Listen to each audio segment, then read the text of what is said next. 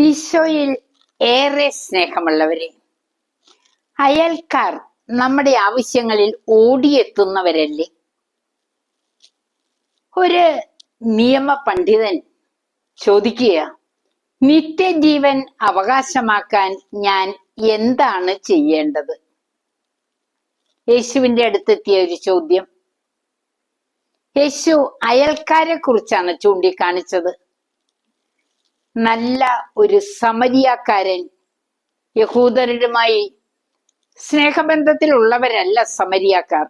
എന്നാൽ യഹൂദൻ വീണ് കിടന്നപ്പോൾ സഹായിക്കാനെത്തിയ സമരിയാക്കാരനെ കാണിച്ചുകൊണ്ട് യേശു പറഞ്ഞു, വിശുദ്ധ ലൂക്കായുടെ സുവിശേഷം 10-ാം അധ്യായം 37-ാം തിരുവചനം, നീയും പോയി അതുപോലെ ചെയ്യുക.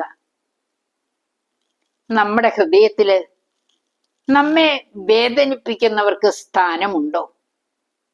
ഇല്ലെങ്കിൽ ഈ ഉപമ നമ്മോട് ആഹ്വാനം ചെയ്യുന്നത് അതുതന്നെയാണ്.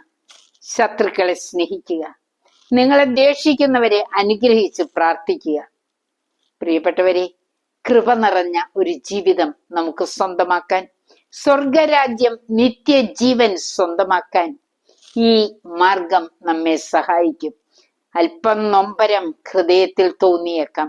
എന്നാൽ ആ നൊമ്പരത്തെ നാം കീഴടക്കി കഴിയുമ്പോൾ ശത്രുക്കളെ സ്നേഹിക്കാൻ പഠിപ്പിച്ച യേശു നമ്മുടെ ജീവിതത്തിൽ പ്രവർത്തിച്ചു തുടങ്ങും.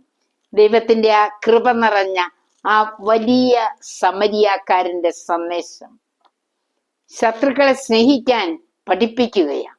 ദൈവത്തിന്റെ അനുഗ്രഹം നമ്മുടെ എല്ലാ ശത്രുക്കളെയും സ്വന്തമായി കാണാനും അവരെ അനുഗ്രഹിച്ച് പ്രാർത്ഥിക്കുവാനും നമ്മെ പ്രാപ്തരാക്കും. കൃപ നിറഞ്ഞ ഒരു നല്ല ദിനം ആശംസിച്ചുകൊണ്ട് പിതാവിന്റെയും പുത്രന്റെയും പരിശുദ്ധാത്മാവിന്റെയും നാമത്തിൽ ആമേൻ.